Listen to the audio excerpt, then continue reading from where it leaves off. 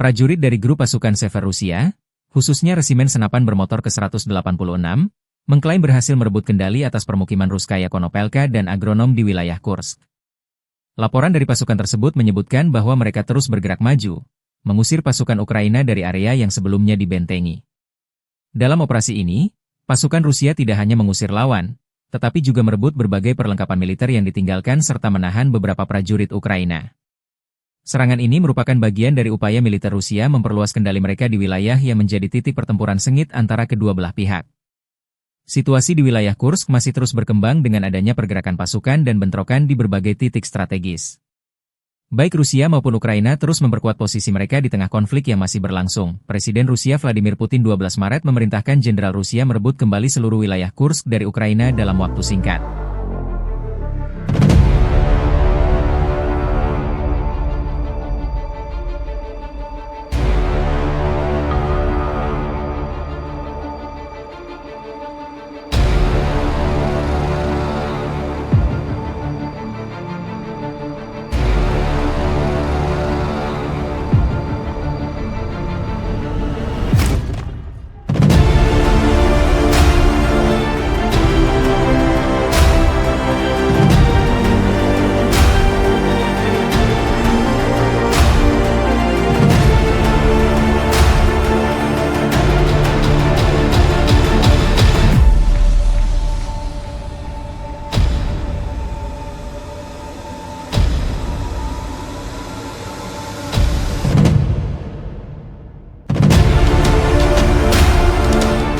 Download Tribun X sekarang, menghadirkan lokal menjadi Indonesia.